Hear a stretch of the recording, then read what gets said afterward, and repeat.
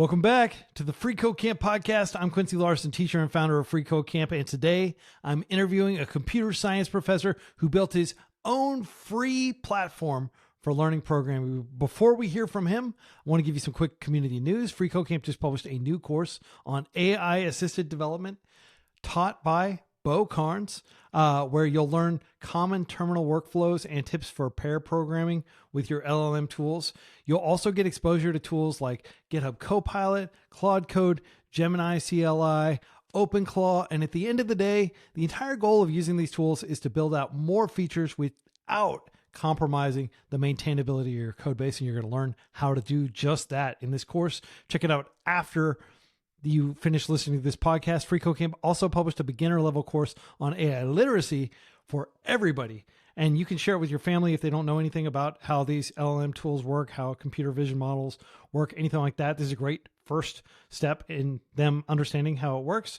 You're going to learn about the two traits that define artificial intelligence: autonomy and adaptability.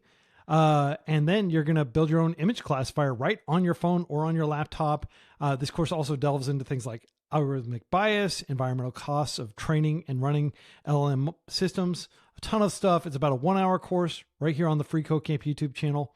You're also going to learn in this third resource how to build your own QR code generator using JavaScript. This tutorial will walk you through generating QR codes entirely in your browser without any need for a backend. So it's kind of like a client-side app, and you'll learn how to validate input, clear previous output, and use JavaScript libraries to render the code instantly on the client side.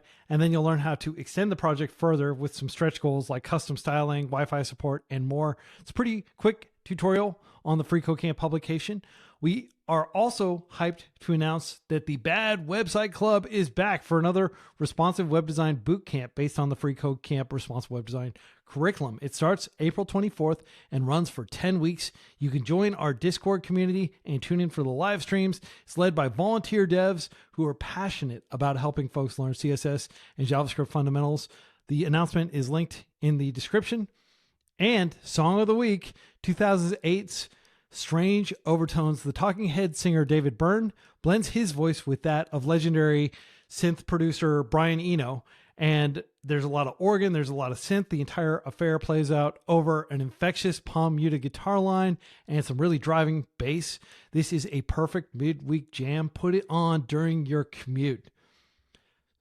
If you want to support Free Code Camp, join the 10,000 plus people who do so each month. Go to donate.freecodecamp.org, support our charity, support our mission. You can also pick up a Free Code Camp t-shirt shipped anywhere in the US, $20 total. And you can just print one yourself if you'd like. Just grab our assets from our repo, free to use our assets for non-commercial personal usage. And now that brings us to the thing that I'm most hyped about, today's interview. Dr. Mark Mahoney. He was a software developer for years before going on to become a computer science professor, where he has taught for 23 years at Carthage College, a 180-year-old U.S. university. He's taught thousands of developers through his free programming courses that he built on top of his own custom software platform, Playback Press. We'll talk about why learning programming the hard way is still the right way, how not to de-skill yourself when you're programming alongside LLM tools, and why now is a great time to study computer science. Mark Mahoney, welcome to the Free Code Camp podcast. Thanks for having me.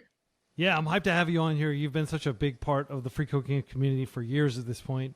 As a computer science professor, somebody who's been practicing software development for decades at this point and teaching it at an advanced level, I want to get your thoughts first on LLM code generation tools. It's something that NVIDIA founder Jensen Huang said a while back. He said, almost everyone says it's vital that your children learn computer science. Everybody should learn how to program. And in fact, it's almost exactly the opposite. Seems to be what he's arguing. What is your reaction to that? Well, that's an interesting point of view from him in particular. So I tend to think the best way to build like a really complex piece of software is to already be an expert in software development. Now, it's true for low stakes pieces of software. Maybe it is okay to have an LLM sort of build something for you. But once you start stacking complexity on top of complexity, and you start getting concerns from multiple people and groups of people, it becomes harder and harder, I think, to rely on prompts and Jira tickets and emails alone. Now, having said that, I actually encourage my fellow faculty members to use LLMs to build usually like visualizations or simulations in the classroom that normally they would maybe draw on a whiteboard or even hand wave through. And I actually do this myself. I just recently did this sort of simulation about how do developers use Git and GitHub to kind of go through the process of doing a pull request. And the LLM did great. I didn't even look at the code, but there was not a lot to it. This is something I would have just drawn on the whiteboard. But this little tool that I vibe coded, it sort of animated the whole process. It was kind of interesting. Maybe I could give you a link to put in the show notes for that. Yeah, I'll include a link to it just to show like this. So it sounds like one of the things you're saying is these tools are useful for less technical folks who just need to get their idea across. They're good for creating data visualizations, for example, or extremely simple tools where it's visually obvious, I guess, whether it works or not.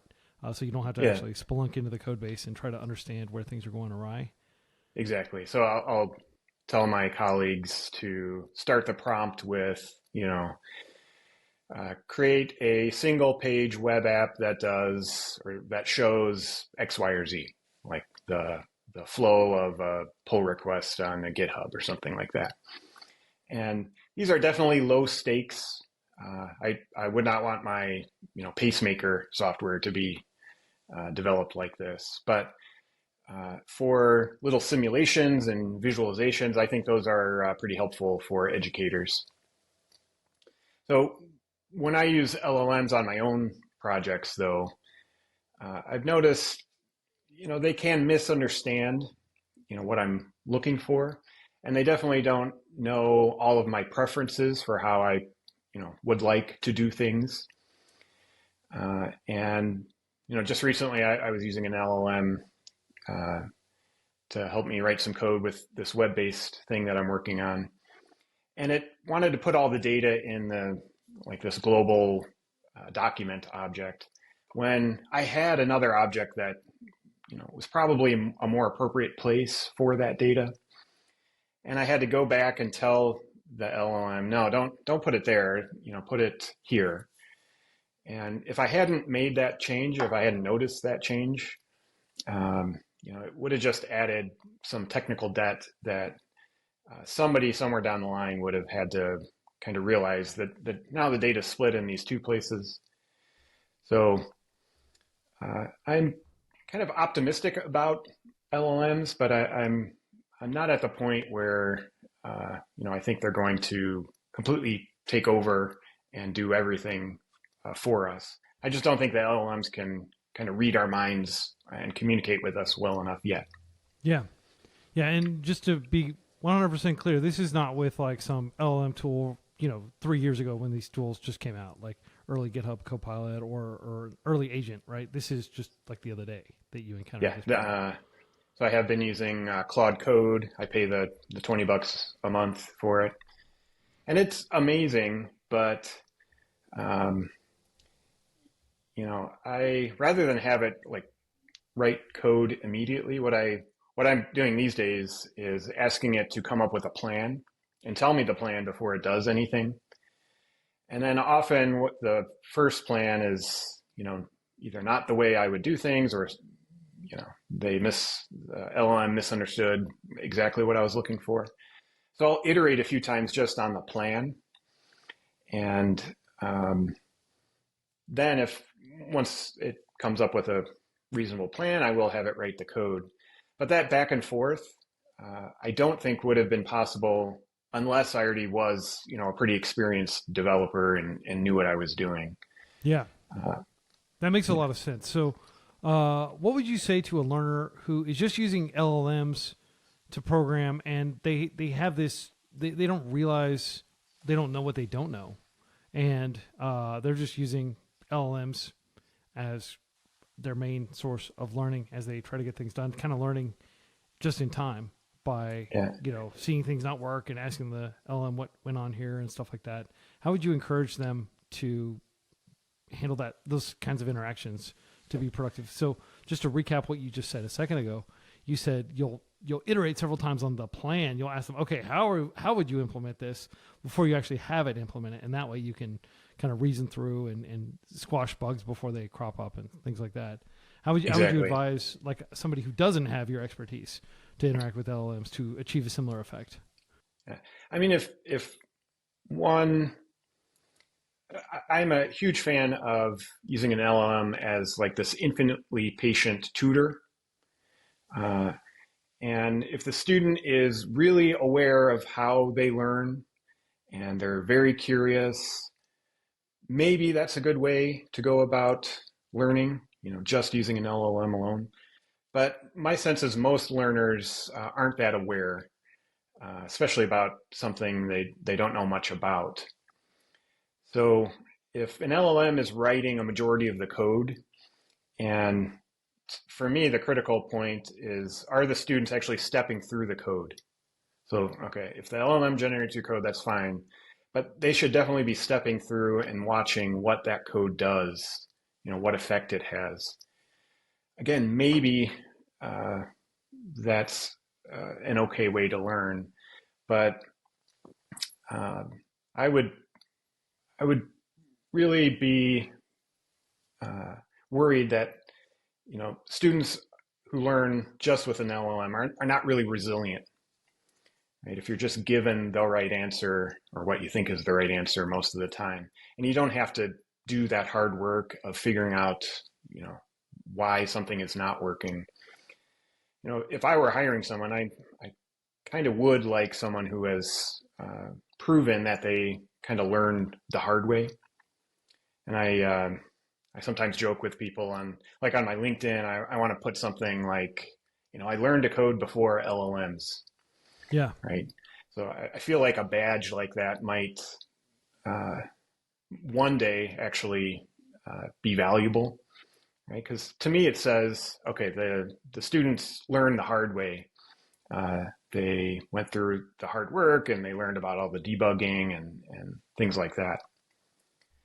Another thing I'm sort of worried about, right now, like I said, I pay the $20 a month for one of these LLMs. It's great. I'm not even writing code 8 hours a day, and I run out of, tokens. And I wonder, right now everything is pretty cheap. In fact, venture capital is subsidized. Yeah, it could be even free for some people. But I don't know if that's always going to be the case. And I wonder if there are going to be companies that just can't literally afford to have their developers using this, full time. So that's another reason, I think it's very important to learn, I guess, the old fashioned way. Could be also, some companies could, worry about liability. So I've got a former student who told me their company doesn't even let them use these AI tools because they're worried about getting sued. Yeah. And who knows, in the future, some parts of the country might not, or some parts of the world may not have the same access to the tools that we have. And so I definitely think there's value in kind of learning the traditional way. Yeah. Well, let's talk about what that traditional way is, because I increasingly encounter people who are like, hey, why do we even need freeCodeCamp? Why do we even need textbooks? Why do we even need programming tutorials? We can just do everything through talking with the LLM and learn just in time. Like, this is an increasingly pervasive attitude. And I guess what would you say to those people in terms of like, first of all, you've already illustrated some of the pitfalls of relying on these tools. They will potentially, like, you're not actually doing the work, so you're not actually learning the process. You're just kind of getting the shortest path through getting to whatever you need done, but you don't necessarily, like, if you took away the tool, you couldn't reproduce it, right? That's the definition of tutorial hell, is somebody who can do lots of things when they're being guided step by step by a tutorial, but then you take away the tutorials and they're staring at the blank page and they're not quite sure where to go. And they haven't developed the confidence and they haven't developed the competence. Well, with LLMs, they're probably going to develop the confidence, but they're not necessarily going to develop the competence, right? So, like, you have created like this really powerful tool to essentially have like code replays where you can record and you can walk people through code, and they can like, it's kind of like this cool multimedia experience, and it's free.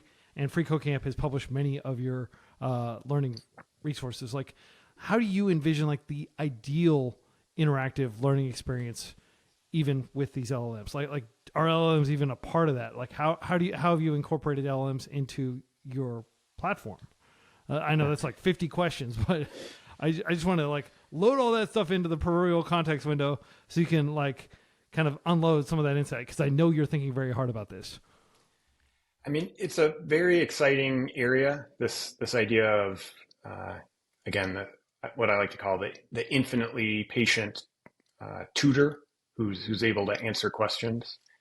Now, I know from many years of experience, there are some students who just refuse to ask for help. And I don't know why. I try and make it as clear as possible. I'm here to help you. But there are a group of people who just refuse to ask for any sort of help.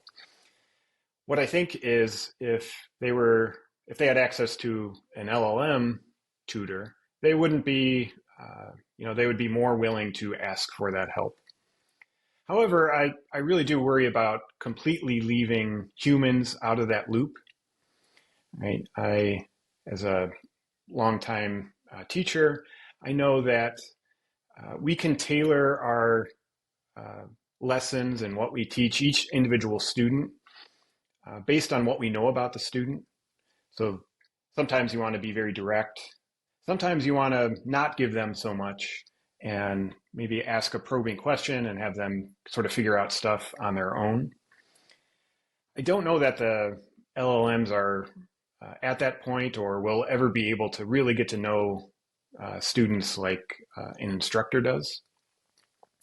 Maybe more importantly, instructors, I feel like my main job, if I'm good at anything, it's like motivating students to want to learn. So, I do that, I think, through enthusiasm and passion. And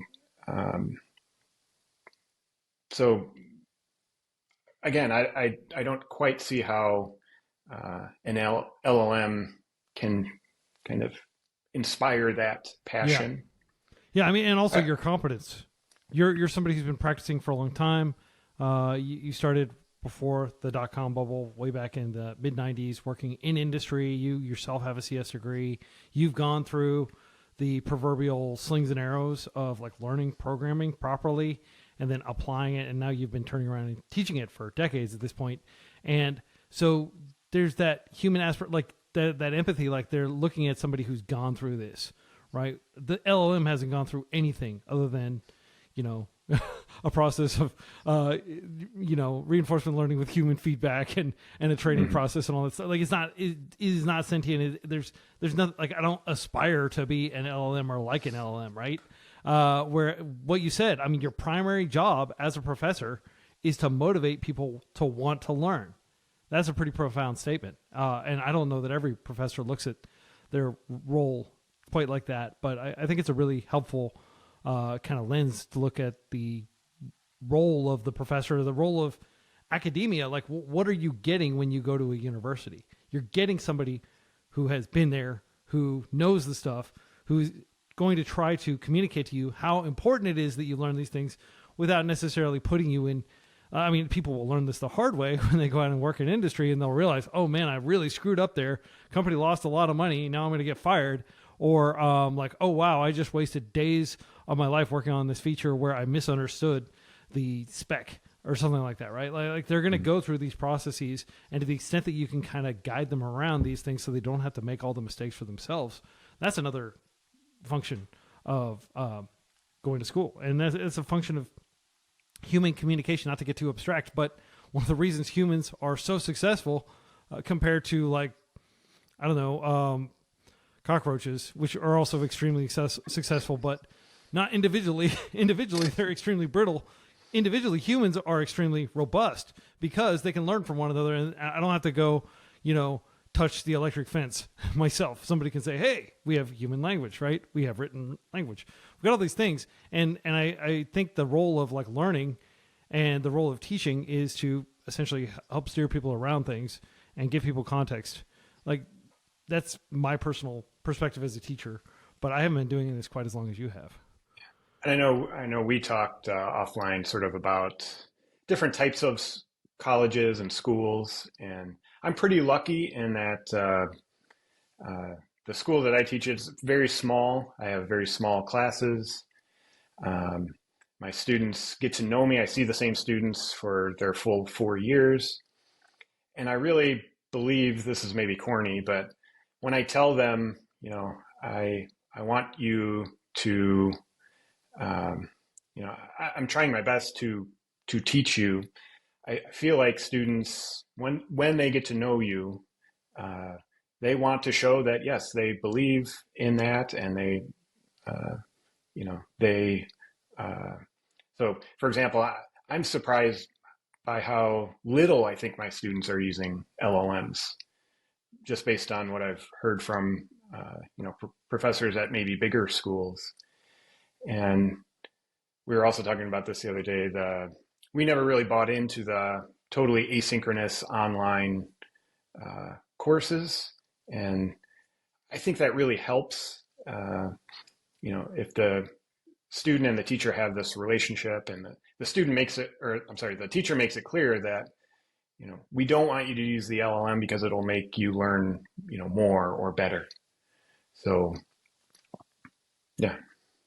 Yeah, and that's something I've definitely observed, like talking to my friends who went to like UT Austin versus people who went to like Harvey Mudd or some school that's like really hardcore engineering schools. Like there's a lot more do it by hand. There's a lot more back to basics, kind of focus on fundamentals at a lot of schools than there are at other programs. Not to pick out any particular program. UT Austin is a great program too if you want to study CS there, but it's not like super duper like, I don't know, like an engineering school, and like there are programs like that that are like small classes that are teachers who are working very closely with students and who develop this long working relationship over like 4 years, as opposed to just you're hopping from one lecture hall to another. So I can definitely see what you're saying there, and it might be because they're spending so much time in proximity to you and they have so much access to you that they don't need to rely on LLMs as much. As you pointed out, like LLMs can be great for people who have like social anxiety or have issues with self-confidence or issues with just not wanting to look dumb in front of other people, which I think almost everybody has an issue with. I certainly have an issue with. I ask LLMs questions I probably wouldn't feel comfortable asking one of the people on my team just because I'm worried, oh man, I'm going to look like a total dum-dum. Like, am I not with it at all? And the LLM isn't going to judge me, right? So that's one of the great aspects of that. I do the same thing. Not only do I use it for asking like coding type questions, but all types of questions throughout the whole rest of my, day-to-day life. I ask it all questions all day long. Yeah. Well, let's talk about what the main limitations are and like how long you think it's going to be before LLMs, especially in terms of generating actual curriculum, right? Like they're like in game development, people are talking about LLMs are just going to generate. This is one of the many things that Jensen Huang and a lot of other hype men from the AI, bubble world frequently say is, oh, in the future, you won't actually have game developers developing a game. You'll just tell some system what you want to play, and it'll generate that on the fly and keep all that in its context, and you like turn to the side and you'll see what you're supposed to see, and so you can have any game you want, right? And like my personal rebuttal to that is, you know what? The world doesn't need that many games, and it doesn't need a single individual game for me. There are millions of people that are still playing Minecraft, to the point that the game industry is actually kind of in decline right now because there are just already more than enough good games. Music industry. I listened to Nile Rodgers say, like, we've already got so much great music that we don't necessarily even need more. Why do we need to be generating tons and tons of music when people haven't even had time to go back and listen to like great, music from different eras throughout history, right? And, to the same extent, there are only so many topics that need to be taught. Do you really need to generate curricula?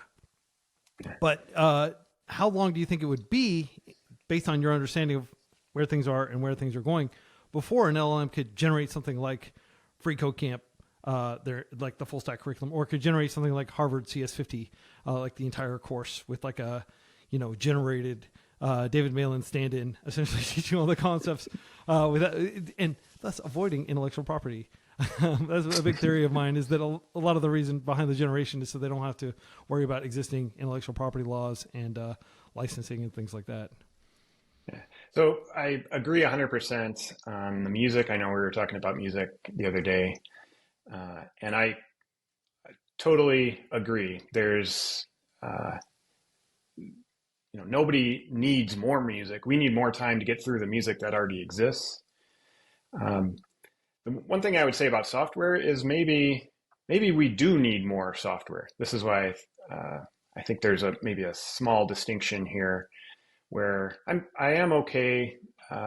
Again, I'm sort of on the fence about the LLMs, but I am using it. But you're right about the music. There's a famous quote. I wanted AI to do my dishes and do my laundry so that I could write the music and work on my art, not the other way around. But that's exactly what we have. We have it the other way around. When we talk about limitations, especially in computer science education, the one thing I've noticed is the text-only interface is kind of a limitation. So I don't know about you, but when I'm teaching, I have to have like a whiteboard near me so that I can draw a picture and kind of animate and describe what's happening. Yeah. So I'm usually not writing code on that whiteboard. I'm drawing pictures, and I'm asking students, what would happen if we moved this thing over here? And sometimes they'll get up and go right next to me on the whiteboard. I've done some experimentation with the LLMs, and they're just not there yet in terms of like visually explaining things. Maybe it's just a matter of time, but when I think about my classroom, there's a projected screen and there's a whiteboard and there's an opportunity for me to sort of work with a student. And I don't see how the LLMs are going to completely get there. Yeah. So how long is it going to be before it completely generates a freeCodeCamp? I'm not optimistic about that. I think having, like I said, humans in the loop, humans who get to know the students or get to know kind of students in general, is just a critical part that, I don't say never, but I don't see that part going away. Yeah.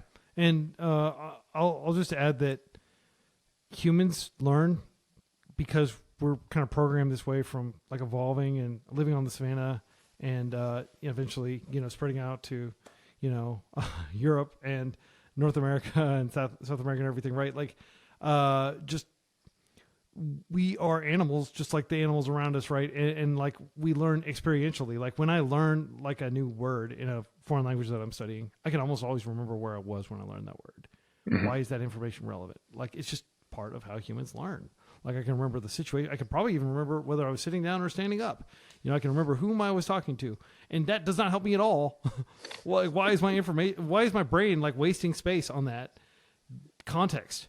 But that's how humans learn. And I would imagine there are plenty of students who can distinctly remember the moment that they got that breakthrough with like some particular type of data structure or some sort of aspect of, some layer of abstraction, right?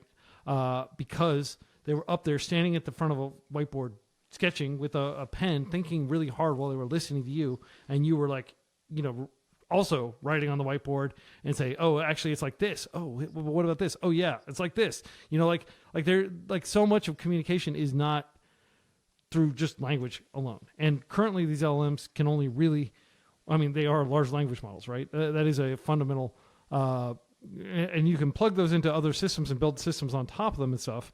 But it's not like the world's most powerful calculator is going to be powered by an LLM. It's probably going to be powered by something more deterministic or something like that. But similarly, other things that need to be done will probably, like different tasks will require completely different tools and potentially completely different approaches technologically.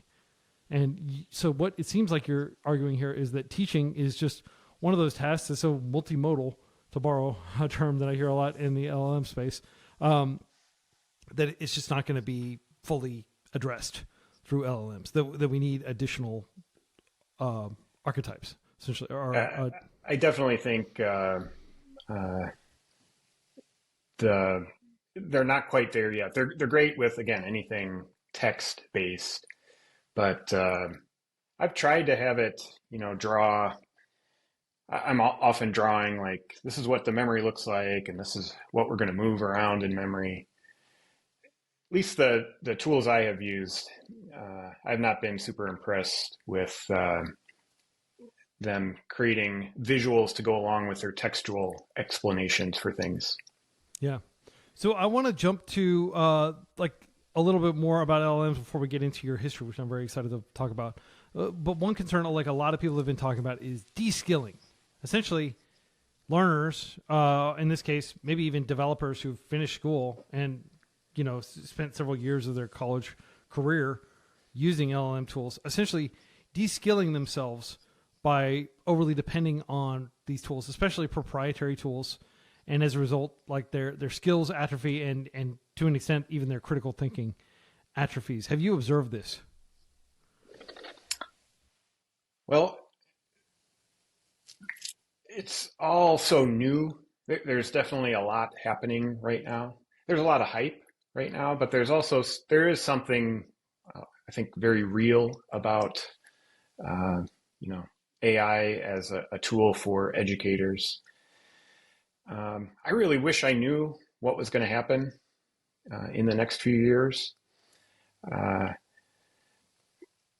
In terms of deskilling, again, if I were hiring someone, I don't know how interviews go these days, but I would want someone to be able to prove that they can tackle problems and think about problems without any sort of AI assistant. And, again, this is maybe just my personal opinion, but I don't think that human element is ever going to fully go away. So, I guess the answer is I don't know. Yeah. I know that the companies that are doing the hiring these days, I think they are really fixed on the hype, right? I feel like they are kind of waiting it out. They're going to try and see, is this thing really going to take over completely? I wish that the hype would go away so we can actually have real discussions about this and conversations about it. And I think that is happening, but I feel like the companies are kind of sitting and waiting to see what's going to happen. That's the rational thing. To be charitable to the companies that have kind of frozen their hiring or even let go of developers. They don't know what's going to happen any more than anybody else does. We can all certainly predict, and some people with a lot more expertise can predict what's likely to happen. But from the perspective of a manager, it might not make sense to hire a whole bunch of devs if these tools actually pan out, and the risk of hiring a bunch of devs and looking like a fool for hiring a bunch of devs and getting fired yourself maybe that is informing a lot of the managers that are just basically just doing like essentially hiring freeze. I talk to people all the time on this podcast and just in day-to-day interactions and stuff who are just kind of waiting to see what happens. And that's totally fine. Like if you are a manager and you've got like a budget and everything like that, it's a little harder to tell somebody who is a developer who's just finished their CS degree and is having trouble getting interviews and has been spending months and months trying to find a good job. Like, like you just graduated in a very unfortunate time, or you transitioned into software development from a different field at a very unfortunate time where there's just so much ambiguity that people aren't able to move forward with confidence. And this will probably be resolved within a year or two, but like, what is that person going to do in the next year or two? My advice to them is just keep expanding their skills and maybe get a job at like doing literally anything you can do that's within your ethics to survive, essentially. But like, how would you advise, like, let's say hypothetically you have a CS student who is struggling to find work after graduation, or maybe they did get a job, but then they got laid off. And now it's them in line for interviews behind lots of people that have 5-10 years of experience in the field. It's really tough. So I just talked to a former student today who graduated in December, and he took a couple months, but he finally accepted a entry-level job today. He talked to me.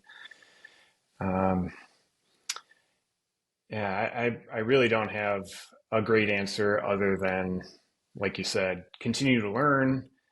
I do think this is going to resolve itself. I don't quite know how it's going to resolve itself, but I'm also thinking in that, months to year time frame, we're going to have some more concrete answers. And at least my personal opinion is we are still always going to need developers to kind of drive the process. So it's tough. I don't have a great answer. Awesome. Well, I want to dive into your background because you've got a very interesting background. You grew up child number 5 in a family of 6. And maybe you can kind of like walk us through your early years and what inspired you to get into software development. Well, I wish I could say I had a great plan and it all worked according to that plan, but I kind of fell into all the good things that happened in my life kind of by accident. So yes, I'm part of a big family. I don't know if you're part of a big family, but what tends to happen is all the resources tend to go towards the oldest children. But then, I'm the 5th. So when I graduated high school, for example, my parents knew they could not afford like a traditional send me away to college experience. Yeah, and they themselves didn't go to college either, right? No. Luckily, though, I grew up in a place that was near a community college, and I was able to convince them to, send me to community college for those first couple years. Now, at the time, I was not interested in software development. I was actually an art major back then, but I got so many of the sort of required courses out of the way that when I eventually went back, I could focus almost exclusively on computer science and math. So that was awesome. But I went for my 2 years, and we're talking, this was quite a while ago, but I mean, the full year might have been $1,000.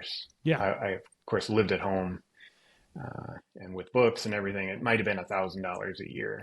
And even that was a pretty big stretch for my parents. But I finished, and I didn't quite know what I wanted to do. So I spent a couple years just doing weird jobs. I thought, my dad was kind of a truck driver. I thought, maybe I'll be a truck driver too.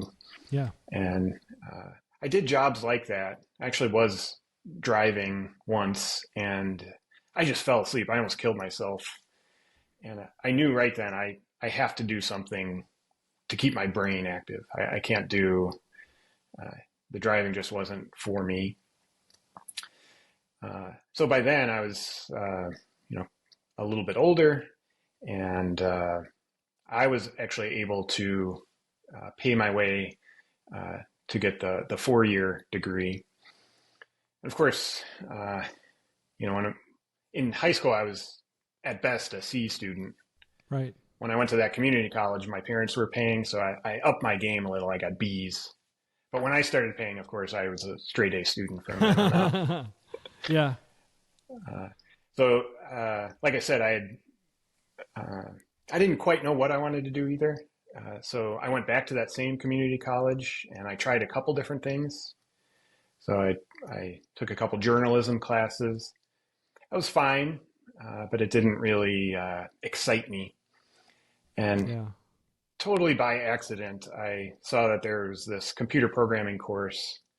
I didn't even really know what that was, but I got hooked, immediately. I was amazed that I could tell this computer to do something and it would actually do it. And that I felt like a wizard, and I got hooked. Like I said, I then went and to a different school and completed the 4-year degree. Then I got a really good job right out of college as a software engineer. I was doing that for a few years. The place I worked was very generous with sort of educational benefits. So I was able to get my master's degree in computer science while I was working there. Yeah. And the way I started teaching was, again, totally by accident. Where I worked was only a couple miles away from the campus of the college I went to. So one day at lunch, this is the first time I had done this, I thought, oh, maybe I'll go back to the computer lab and see who's around. And when I got there, the lab manager had told me, one of our professors got ill, and class was starting in a day or two. And this lab manager friend told me, they're going to make me teach the course for him. They're desperate, basically. And he said, Mark, would you please do it? Because I definitely don't want to do it. Called to greatness. I said, I can't do it. I was a student here like a year ago. But then I went home and I thought about it, and I thought it might look good on a resume to say I taught a course one time. So I forced myself to do it, and it actually went great. I know this term wasn't used back then, but fake it till you make it. I definitely decided I'm going to fake it. I'm going to pretend I know what I'm doing. And the students, they couldn't tell. They just assumed I knew what I was doing.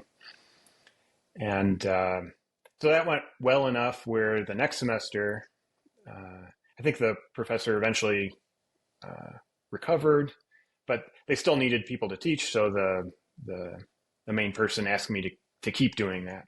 And I did that for several years, just, one course a semester. I was an adjunct professor. And then after a few years, I was sort of getting bored with the job I had, and I was looking around at other jobs, and my now wife suggested, oh, why don't you look at full-time teaching jobs? Because I had earned an advanced degree, and I now had a few years experience. And so I found this opportunity at my current school. And they were also kind of desperate, so I got lucky again. Yeah. And I wasn't quite sure if I was going to, if this was going to be my career. I just thought, oh, maybe I'll try it out for a year or two. But now it's 23 years later, so that's sort of how I fell into this. If I was 5 minutes later, or if I had decided to go the next day, my life would have been, completely different. I got very lucky, I think, that I stumbled in on that one day. Is that computer lab still there? No, that's how old I am. Is back in those days, nobody had a computer. If you wanted to do your homework, you'd go to the computer lab. Yeah. So I'm sure it's not. I'm sure it doesn't exist anymore. I don't think Yeah. computer labs exist anywhere really. Yeah. Well, that's pretty good serendipity, and I mean, the opportunity presented itself, and you took it. Like a lot of times, people just and they don't realize they're passing up on an opportunity that can lead their life in a completely different direction. Of course, you were promoted repeatedly over there through like the many ranks of academia. I think you've also been like in like a chair type position or something like that, where you're administering your peers, fellow professors and adjuncts, and that's really cool. One of the things that you've done that I think is really interesting is you've taught high school teachers how to teach computer science to their students, because of course, like, we think in the US, like, oh, we've got like all this technology everywhere, like pretty much every school has computers in the US, but like the actual know-how of using those computers is not evenly distributed, and you need somebody to go out and train those teachers, and a lot of them they didn't have computer science when they were in university, right? So that's like an incomplete aspect of their own education. So you kind of go in and backfill and help bring them up to speed, so they can help prepare students to use computers effectively and not just consume technology, but produce technology, if you will. Yeah. So I was kind of a non-traditional aged student, especially when I went back. So I've always liked non-traditional aged students.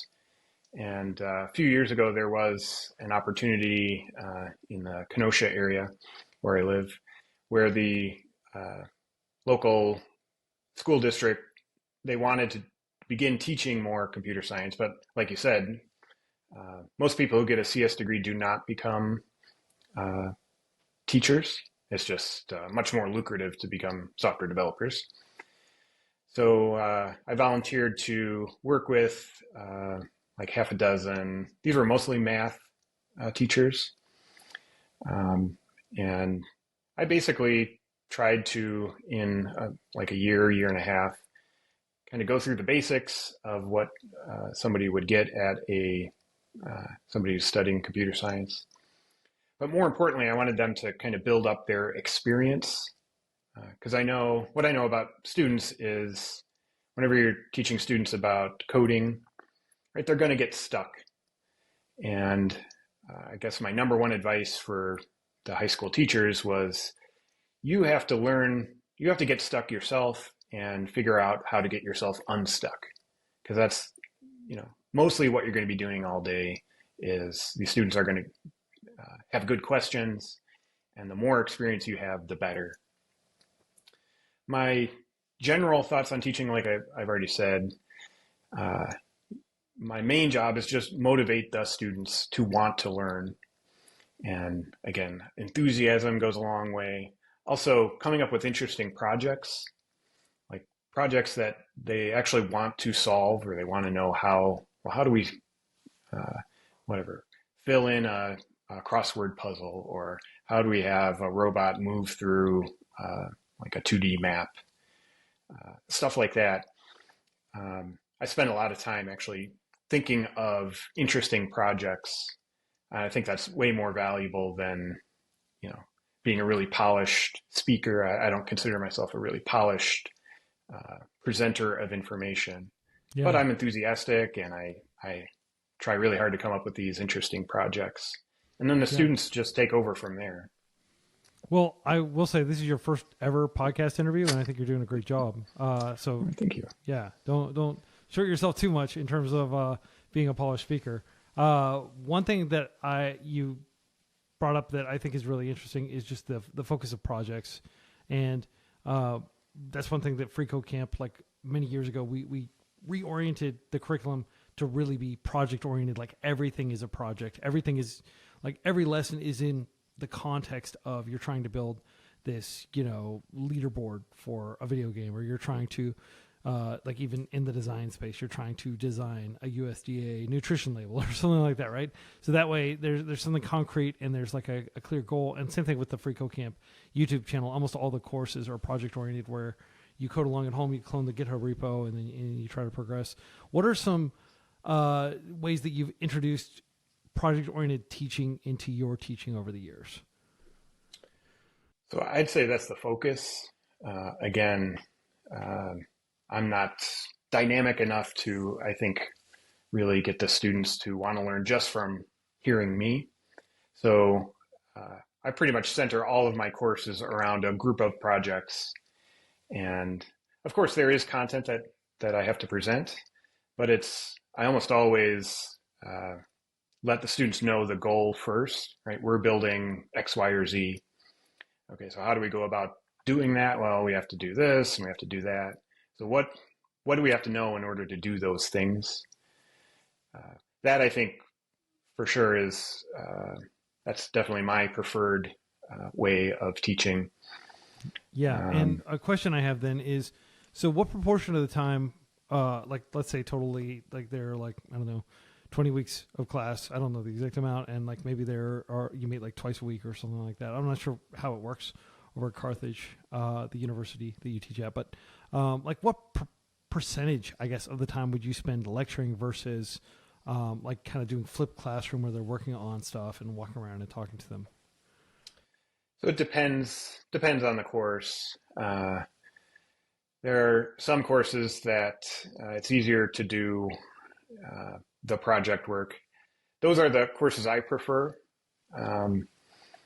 And, there's a couple sayings some of my colleagues use. You could either be the sage on the stage or the guide on the side. And I like to be the guide on the side. And I would say, there's not any course where I'm talking 100% of the time. I would say I would maybe limit, the max would be maybe 50% lecture, 50% hands-on. And a lot of courses, it's much higher hands-on work. There's some courses are 90%. We have discussions about the problems, but I wouldn't really call that like straight lecture. Yeah, it's not like PowerPoint and just standing up there delivering the same lecture that you delivered 6 months ago. Yeah, that's not my particular style. I like engaging the students and seeing what they can do. Yeah. And, students change. I was just talking to a colleague about this. Every 6 or 7 years, the whole student philosophy on learning changes. And this is not something I knew was going to happen, but it's been pretty consistent. It was a little bit of a shock. My first 6 or 7 years, I spent a lot of time and I thought I was pretty much done. But no, the students changed and then I had to adapt. And now, I pretty much always have my eyes open and I'm trying to adjust and adapt to, students, the way students want to learn. Right. So for example, I used to be able to like have 100-minute class, or maybe I was talking, a lot of that time. Now, forget about it. No student will sit still for 100 minutes and listen to anything. So, but that's fine. I know in 6 or 7 years, something else is going to change.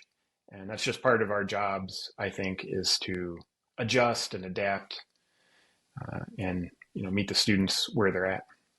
Yeah. A lot of people, like computer science has been, I think, one of the most popular majors for the past, really 2 decades or so. And it's certain, I think it's the highest compensated. Like your likely, annual income is the highest if you study that versus pretty much any other subject, assuming you're not going to like medical school or law school afterward. So like just at the bachelor level. And there, with all the rhetoric around, oh, you shouldn't become a developer anymore. You don't need to go, just like, you have some skin in the game. Not only are you teaching, of course, but your son, one of your oldest son is actually actively studying computer science right now. And your other son is getting ready to finish high school and go study computer science. So clearly you still believe that this is the place where people should go. This is kind of like one of the best fields to get into. Would you agree with that sentiment? Definitely. I mean, learning about computer science changed my life for the better, of course. Not only kind of career-wise, but it really helped me think. Like I'm a much better thinker than I was before I started learning about computer science. And yeah, I'm definitely excited about my kids studying computer science. So my oldest son is right now, he's a double major, computer science and environmental studies or environmental science. This is the one thing I wish I did when I was a student is maybe study computer science and something else. Like, so I know how to program really well, but I don't know anything else. I kind of wish I learned something else too. Kind of like a So subject domain area that you can apply programming, because like environmental, science, like you could potentially take data from, like a water filtration plant or something. I'm just trying to grab examples out of my head, or data around like the water runoff yeah, of a reservoir or something like that, right? And then yeah, you can apply kind of like computer science thinking and systems thinking and all the applied mathematics and everything that you learn when you get a CS degree toward being able to do useful things with those data or solve problems, right? Is exactly. that what you're getting at? Yeah, exactly. So my son is he's going to be a senior next year, and he's thinking about his senior thesis project, and he's been telling me about his interest in like AI data centers, and we happen to be right on Lake Michigan, and there's all these AI data centers that are popping up. I think because of the large body of fresh water that we have here in the Great Lakes. So he doesn't quite know what it's going to be yet, but it's going to be some. The environmental science part of it is going to be some kind of report or looking into the environmental effect of all these AI data centers. And he'll have the skills to take data and manipulate it and do interesting things with it. Yeah. Uh, so I think it's great. Study computer science. My younger son, I hope he studies computer science and something else as well. I think that's an awesome. Makes you very powerful in that other field if you can do things, manipulate data, and write programs. Yeah, and I'm sure lots of scientists and other people that your son works with are going to be leaning on him to help them get their work done because he'll have the ability to leverage these tools. I want to talk a little bit about playbacks because, of course, you have built your own interactive learning platform. The FreeCodeCamp frequently we publish articles that link people to a lot of your coursework, and we think it's phenomenal. And I want to talk about like the platform and why you chose to build an interactive learning platform on your own when there are like companies that do this. There's like probably entire university systems that will build their own like learning management system and all this stuff, and you just built it yourself. Yeah. So this all goes back to. So I'm a book lover. Again, I'm old enough. When I was a student learning computer science, pretty much the only resource we had were books, traditional programming books. I'm surrounded right now by 800-page programming books, and I see some in your background as well. Yeah, this is one we published through FreeCodeCamp Press. It's Omer Rosenbaum's Getting Things Done. He just published another book. We publish a lot of free programming books, but basically you're talking about like the O'Reilly, the like C++ in 24 days, like all those books of yore, like the reference manuals. If anybody's seen the movie Hackers, they're like geeking out over all their different books, like the pink shirt guy, Yeah, exactly. But younger people are not into books, sadly for me. But there's a reason, right? So when I think about a programming book, you have, of course, this narrative that comes from the author. They're trying to explain some code, and then they show little code snippets. Usually, these programming books. I know you've read many of them, but it's a little inconvenient, I think. So you're always sort of going back and forth between the author narrative and this little snippet of code, and you never really get to see the full code, right? Because it just would take up too much paper, I guess.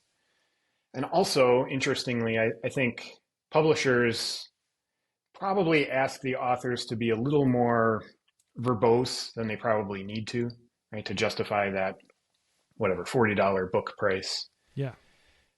So books are fine. I love books, actually. They're still my preferred way of learning something. But again, not everybody agrees. So more recently, of course, people make videos. And videos are great too. Videos have those two sources, right? They have the narrative that comes from the author, that's the audio. And then the code, of course, is shown on the screen. So you get to see and hear both of them at the same time. You don't have to go back and forth. You don't have to scroll 10 pages back to reread something. But videos have some problems, I think, as well. So it's just too darn easy to let the video play on. Exactly. Right? I mean, people literally will sometimes comment on freeCodeCamp's videos. I went to sleep and I woke up and I was learning something completely different because YouTube just kept autoplaying. And I mean, that's great. Like maybe they learned something subconsciously when they fell asleep on their keyboard or whatever. But yeah, like I like the fact that the book doesn't advance itself. You have to be reading. At least think. With a book, if you get to the end of a paragraph and you kind of wonder, what did I just read? You could easily go back and just restart that paragraph. With the slider, the video slider, it's harder. Also, when you're going back for reference, when you want to go find that 2-minute part of the video that explained exactly what you're looking for, again, that slider is not a great search tool. And also, of course, if you ever want to copy and paste anything, it's very hard or impossible to do with a video. Yeah, and to go back to one thing, not to derail you, with learning on a book, like when I'm reading a book, I can often remember like kind of about how thick the book was on one side of my hand and how thick it was on the other, and maybe even like the position on the page that text, or if it had like a lot of the O'Reilly type books have like different kind of like panels type things inside there that are different colors, or they'll have some sort of illustration. Those are just little hooks that your brain uses because of the weirdness of this associative network in our brain that will help you quickly find what you're looking for, just because of all that additional context. And you don't get that with a video. Yeah, it's amazing how our brains do stuff like that. Yeah, but getting back to the playback, sorry, I just wanted to add that and like loop back to that previous insight that I had, because I think it is important that we acknowledge the way humans learn is completely different from computers. Computers would just throw all that extraneous data away. We can't. It's just part of who we are, right? So these playbacks combine the best of both worlds in the sense that they combine the audio track with the textual content and the code. Yeah, that was my goal, is to take what I liked about books is the narrative part, but also you get to see the full code available at any time. So you could, if somebody goes to the website, they can kind of click around the tabs. You always have access to the full code, and the narrative is kind of on the side that's describing that narrative. The other thing that I think is great about the code playbacks is not only can you add text, but you can draw those pictures, those whiteboard style pictures. You can attach those right to the narrative. So when somebody's reading, you can read the code and then see the whiteboard style picture kind of side by side. It's a little harder to do that with a book, right? You have to usually go back a few pages and kind of. It is hard to do that side by side comparison because the text is going to wrap, and you're, like you said, it could be several pages back, so you're flipping back and forth. It's kind of like the math books where the answer would be in the back, and you'd have to awkwardly flip back and forth. But you have infinite size canvas essentially in a browser to put all these things. One thing that you've been doing recently is incorporating LLM assistance and like code analysis into your tool. Can you walk through like how you went about doing that? Because I think there are a lot of lessons there as to how to do it, and not to be too handholdy or to be gimmicky, but to actually use it and actually get utility for having this LLM looking at your code and giving you feedback on it. Yeah, so definitely my goal was to sort of build in that infinitely patient tutor. So as you are kind of going through these code playbacks, maybe I should have said this before, you get to see the code evolve. So it's you don't start with a final product. it sort of grows slowly over time. And at any point in time, you can basically ask this AI assistant a question about the code that's currently on the screen. And so the way I built it was with one of the big company's APIs, and I send the code and I send the author narrative to the LLM, and a couple ways to interact with this. The student can come up with a question like, literally, what's the head pointer going to be set to after this function is completed, right? Or there are a couple ways to have. There are a couple sort of built-in questions like summarize this code, or what could go wrong here. There's also the ability to make it a little more interactive. You can have the LLM generate these multiple choice questions, self-graded multiple choice questions that are about something that's on the screen, okay, or something that the author is trying to talk about in their narrative. And I was shocked how well the LLM actually worked. So I started experimenting with this probably a year and a half ago. And I've just been shocked that, it's pretty darn good at analyzing the code and the narrative and the student question and coming up with a pretty good answer. So it doesn't generate code. That's not the point. It really is there to be that tutor, that assistant that can help answer questions. I measure how many students are actually using that, and it's really only about 10% of the time does a student actually use that AI tool. And what that tells me is 90% of the time, the human-generated content that I came up with, that's doing the trick just fine. It's only kind of like the edge cases, and sometimes a student will have a particularly insightful question that maybe I didn't think of. And so for that, it's great. But most of the time, most students just are happy with the human content that I generated. So all of my code playbacks, they're code that I write myself. So I'm very specific when I'm writing some code for teaching, and it's just easier for me to write the code than to have the LLM write it and then me kind of mess with it. So yeah, I use the LLMs to actually help me a little bit with writing the code for this tool. But when I'm teaching something, I never use the LLM to generate code. Yeah, that makes sense.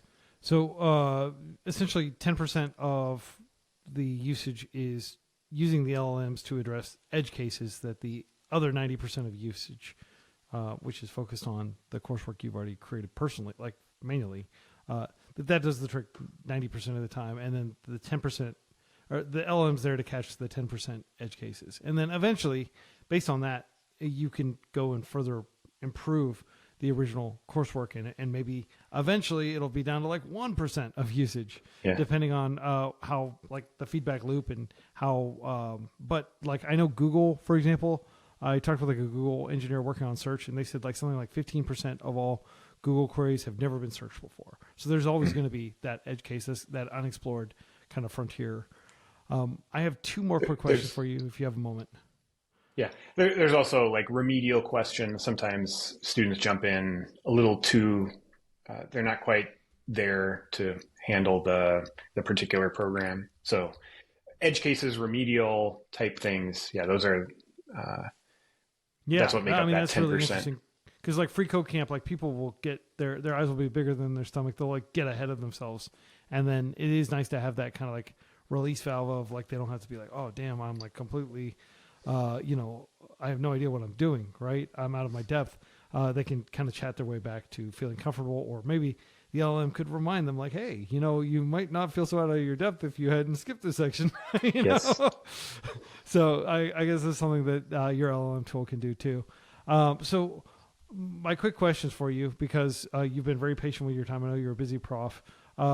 What are the most durable skills and concepts that everyone should still go deep with that you don't think LLMs are gonna, obsolete? Like nobody's gonna regret spending N hours learning XYZ because that's unlikely to be, automated.